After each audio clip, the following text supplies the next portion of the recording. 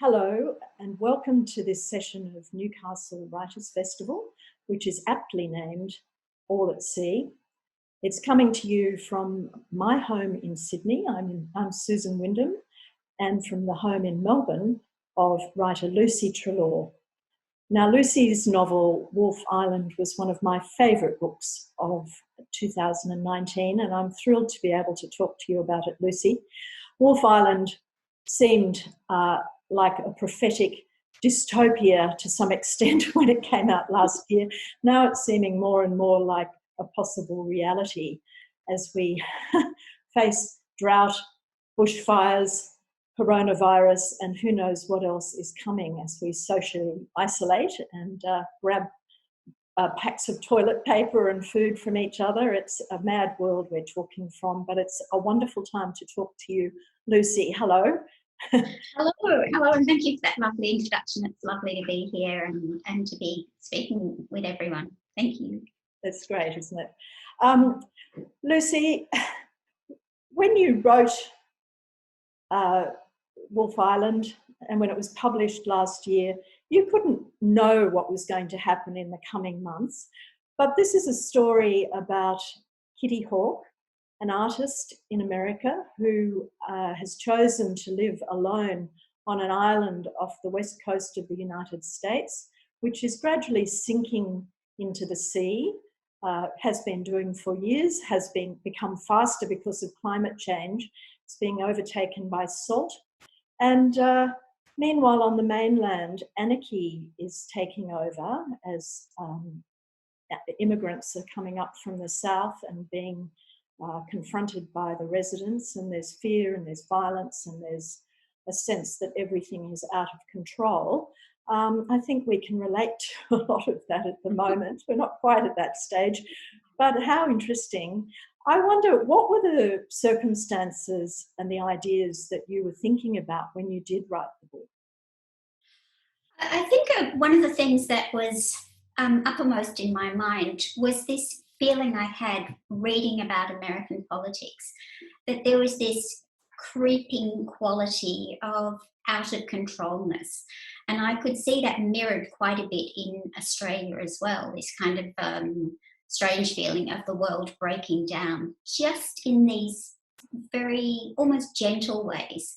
But I was thinking of that as the beginning of something worse. It seemed to me to have kind of portents of something more maybe potentially catastrophic, but of it representing a general sort of breaking down of what we think of as civilization, of civilized behaviour, of the ideas of caring for the outsider. We like to think that we're a kind of generous spirited nation, and I'm sure the United States would like to think that as well. It's the foundations of that country.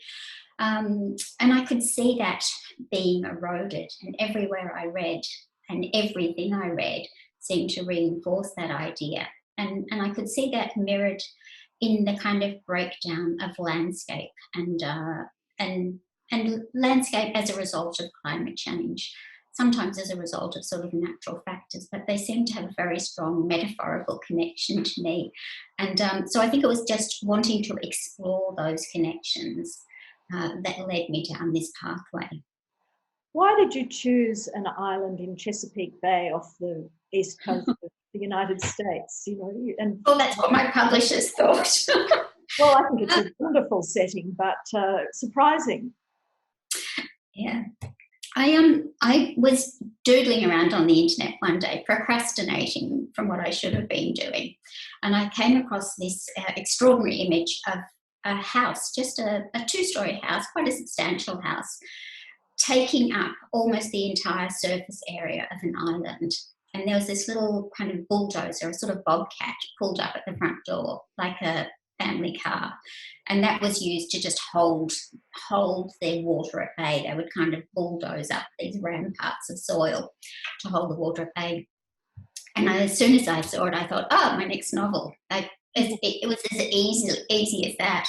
And almost immediately felt these misgivings. How on earth would I write a novel about such a contained setting? And everything after that was about resolving the problems that setting set up for me as a writer. How would I respond to that? How could I get out of the technical difficulties that presented?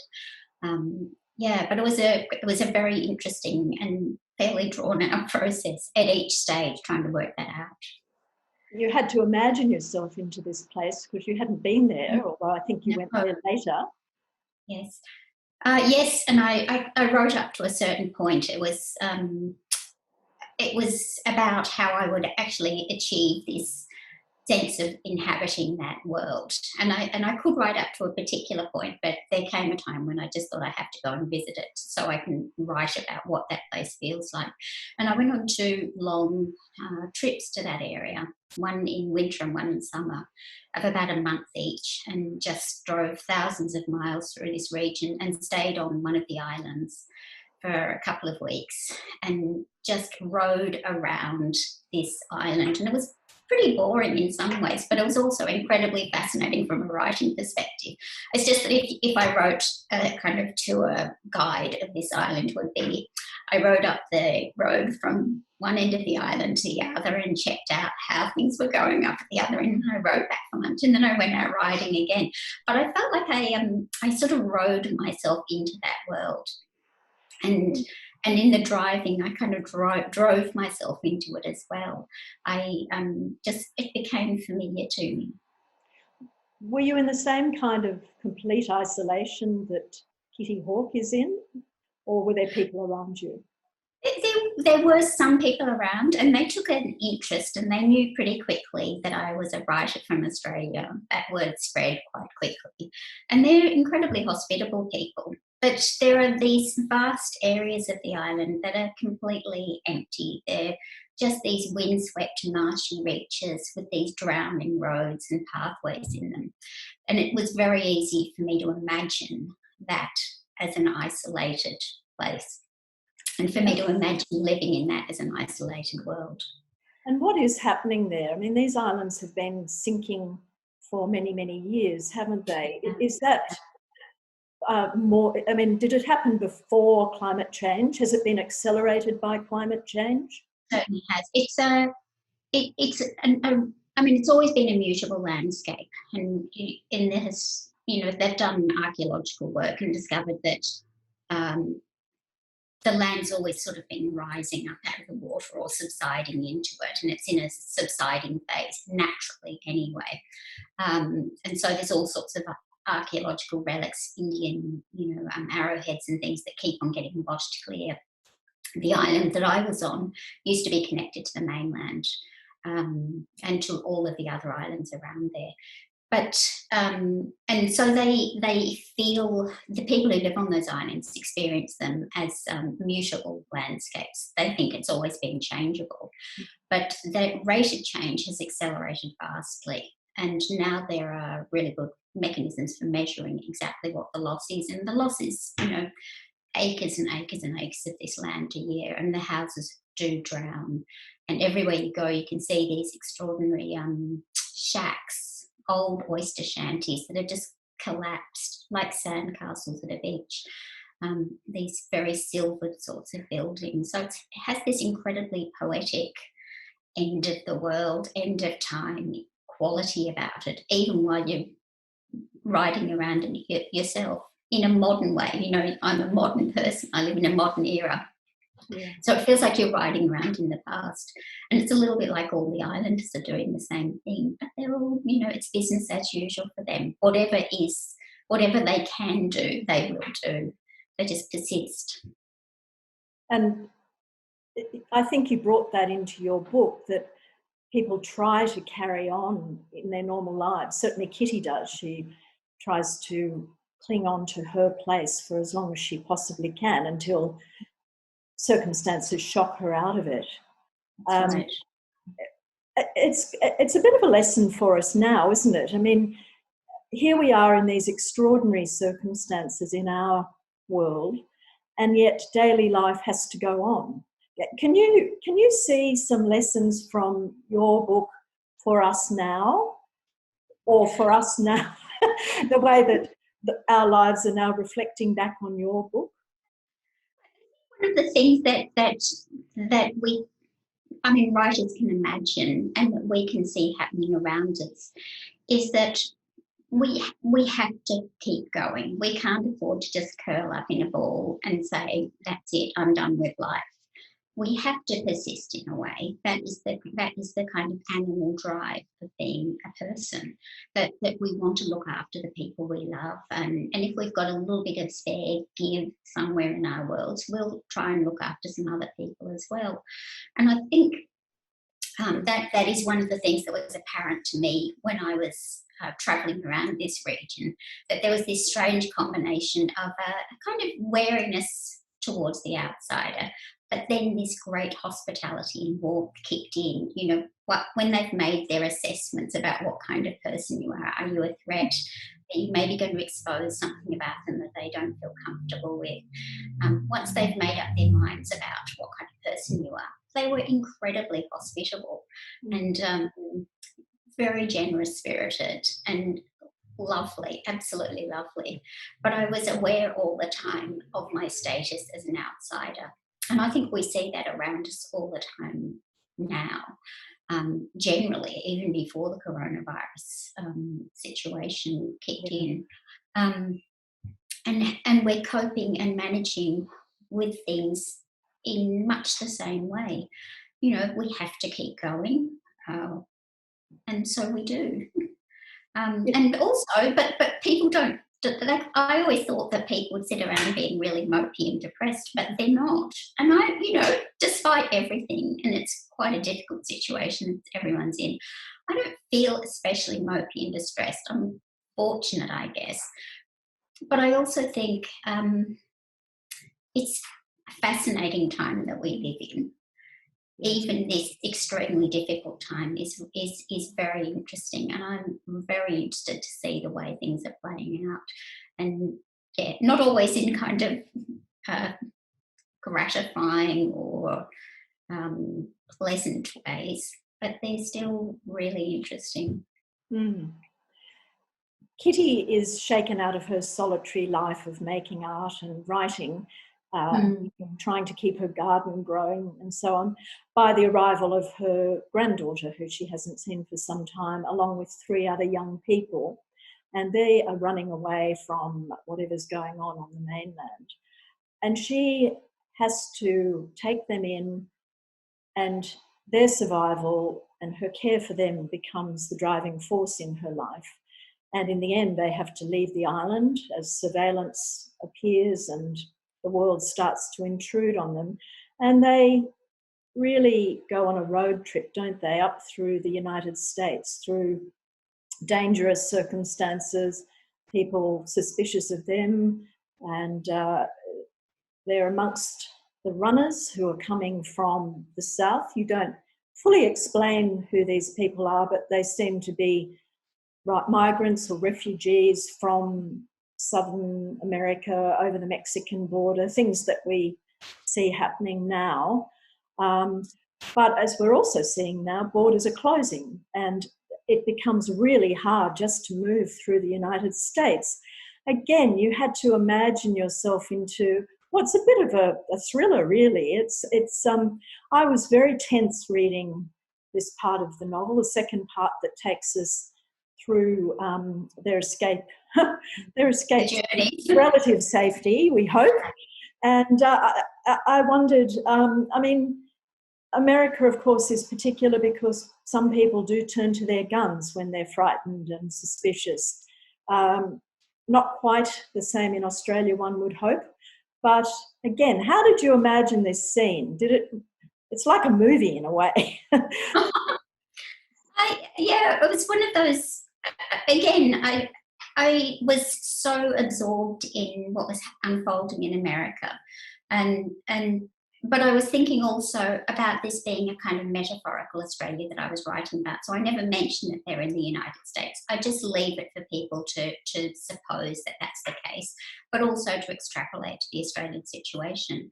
But if every bit of that, in a way, rises out of things that I read. And So although a lot of the problems that I'm talking about are happening in the southern states of America, I could see that as a sort of creeping tide, this increasing sense of anarchy and lawlessness, although I wanted it to be sort of low key as it was there in the United States at the time, and a sense of of a kind of moral order and of actual justice, not the law, still having some kind of moral gravity to it.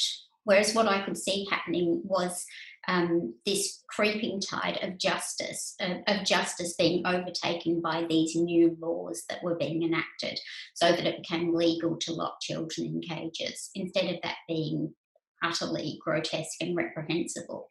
And so I was looking at that kind of erosion of morality, an erosion of justice happening. And all of those things were written about really extensively in newspapers, especially in the first year or so of Trump's presidency, when he was enacting all sorts of horrific measures to just to make life as awful as possible for anyone coming from south of the United States border. But also all of those travels up through the United States, those are so much part of those routes, the refugee routes, the drive to get to Canada. And there's all sorts of funny little back roads through the United States to achieve freedom in Canada. And that kind of is replicated, or it replicates the journeys of escaping slaves. And the Chesapeake Bay is right on one of the big underground railway routes. It's off the coast of Virginia and Maryland, isn't it? That's right, yeah. But there's all of these signs all the way through there talking about the underground railway routes all the way through to Canada from there. Yeah, no, it's absolutely fascinating. And I just think these resonances through time and geographically across the time that we find ourselves living in made it a very compelling series of locations and metaphors that are worth exploring. Yeah. And it shows that any of us really can be uprooted and turned into refugees by a small or a large change in our circumstances that we don't expect. I think there's some bit where Kitty says she looked at the people walking through the town and she said, to me, they seemed like dreaming creatures, because, they had no idea that their life could change as quickly as that, and they could be completely uprooted. And I was really struck by this terrible diaspora of Indians having to return home as a result of the COVID crisis. We've got climate refugees, we've got economic refugees, and geographical refugees, and now we've got COVID virus refugees. And I just think there's always going to be some people who will be uprooted by whatever the disaster is. And that one to me is particularly horrifying. The great hardship that they're living with. So I mean, Kitty's hardship is pretty slight. It's minor compared to those like really life-threatening hardships. Yeah. Well, Kitty's is a story of love and family, as well as disaster and drama, but it's also a story about art. And I think at this time in our lives, where we're seeing our arts industry and everyone who creates art really under terrible pressure, losing jobs, losing places to show their art, publish, talk about their art. It's, we're all in it. And Kitty holds on to her art through all these circumstances. Would you like to tell us about her makings and also why she writes at this time? Because that's an important part of the structure of the book. She works in both these ways. Yeah. Kitty is a bricoleur in a way. She finds objects on the beach, all the beaches all around the island, and also from the homes, the abandoned homes of the island, and creates these artworks that she calls makings. And I got very interested in this whole art world while I was writing. It's called outsider art in the United States, and it's it just it bubbles with energy, this art form, and they have this great emotional resonance, the pieces that people make. And but it was an idea that kind of emerged very slowly out of the writing. I had her make these creatures, sort of totemic beings that she calls her watermen. They're enormously tall, probably twice the height of a man, made with these bull skulls and great curved horns, and they act as the guardians of the island in a way. And so that from that developed this idea of that being the thing that she really loved to do. But as with a lot of artists, she was very used to working in an uninterrupted way. And so she begins writing in her notebook when her granddaughter and her friends and the refugees arrive. And it's a way for her of sort of processing what's happening and stilling her mind so that she can create. I think it is that it's creating a shape for the world that she finds herself living in, the changed world. And in that way, what she's doing replicates what a lot of writers end up doing, I think. We write around the world that we live in, trying to make sense of it, trying to understand what's happening around us. And and so I think that's what Kitty's doing. But I think art has such it has multiple places in the world. It's important for so many different reasons. And one of those is not only to document the times that we live in, but it is also to explore and to create something out of a world that might seem to be disintegrating. So in this way, I think that all of us, not only writers, but people who are living now, trying to work out how to create life around us from these kind of fragments of our normal lives. We've all become makers of our own lives at the moment. And I can see people experimenting with possibilities. Maybe if I go out with one friend, that will be all right. And you can see them in the parks at a little distance. And it's just them making a life from the fragments that we're permitted to have, and from what we can imagine for ourselves. So I see a lot of connections between art and life as it's being lived now.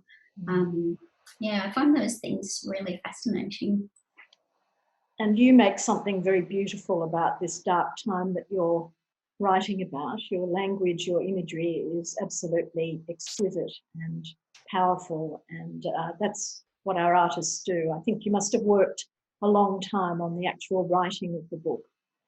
It's very sensual. And it's a beautiful writing, and people should not be put off by the thought of this rather grim picture at times, because it's beautiful to read, and it's alive, and it's full of warmth, and very exciting. Lucy, I wanted to ask you about what you see as a trilogy that you're writing. Your first novel, Salt Creek, was set in South Australia following several generations of a rural family, and based partly on true people and history. And you see that connecting with Wolfe Island. And you're also, I think, now working on a third novel. And you told me that you had to cancel a trip going back to South Australia to do some research, and I hope you'll be able to do that in future. But I just wondered if you'd talk about the bigger picture of what you're looking at in these, what seem like quite different novels. Yeah, they are. And Salt Creek, as Susan said, is as you said, is historical. So it's set in the 1850s. I think it finishes in 1875. But and this is me looking back and kind of understanding, I think, what my interest is retrospectively, because I don't build out of an idea and then start writing a novel. The ideas that I'm exploring become apparent often in the aftermath. But I think with Salt Creek, one of the things I was looking at was the beginning of colonialism or the introduction of capitalism to a particular system. So it's that moment of change when an entire world is irrevocably altered by the intrusion of something alien. And with Wolf Island, I was looking in a way at the dying days of capitalism, of a world that's breaking down. So all of the pillars of capitalism, including a kind of stability of population, and of a climate and geography that is stable, is breaking down. And the things that people have relied on, stable income, stable home, stable social order, are all disappearing, and people are having to respond to that. So it's like the end days. It's like the very opposite end, the bookend of Salt Creek in a way. And my next book is going to be contemporary, set in South Australia, but rural South Australia, not related to Salt Creek at all in terms of it having any connection with my family or with any kind of family members or family stories, anything like that. But I think it is going to be a little bit, at the moment, I want it to be a little bit more hopeful instead of it just, it's not that Wolf Island ends with we're all doomed, because I don't think that. And I don't think that's exactly what the book's saying. It's saying there is hope while people care for each other still, while they're resourceful. There is always something there. It's just the world is changing. And so with this new book, I think I'm going to be looking at how do people start building something new. But it is, I think that side of it will be not terribly explicit. I like to focus on character and place more than those kind of big ideas. But that's how I can sort of see it emerging. Do you think you'll be drawing on current experiences? That's what I'm not sure. I think it's really interesting. Any toilet paper fights? It's just going to be so hard to ignore, Yeah. I think. It is such a cataclysmic change, and it affects everyone. And in that way, it's very different from climate change. In climate change, we can pretend is something that's happening elsewhere. That I'm sure in England they think, oh, wasn't that terrible fires happening in Australia, without thinking that could be us. There's that famous William Gibson quotation, the future is already here, it's just not evenly distributed. But COVID virus is different in that it is evenly distributed. It is affecting every single country. So I think it's going to be hard to completely ignore that. And it's something that fiction's going to have to grapple with in new ways.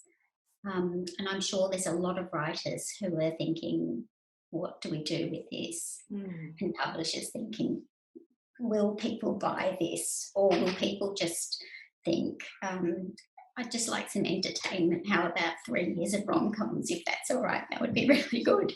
Yes. So I really don't know. But if I did write about it, it probably wouldn't be incredibly overt.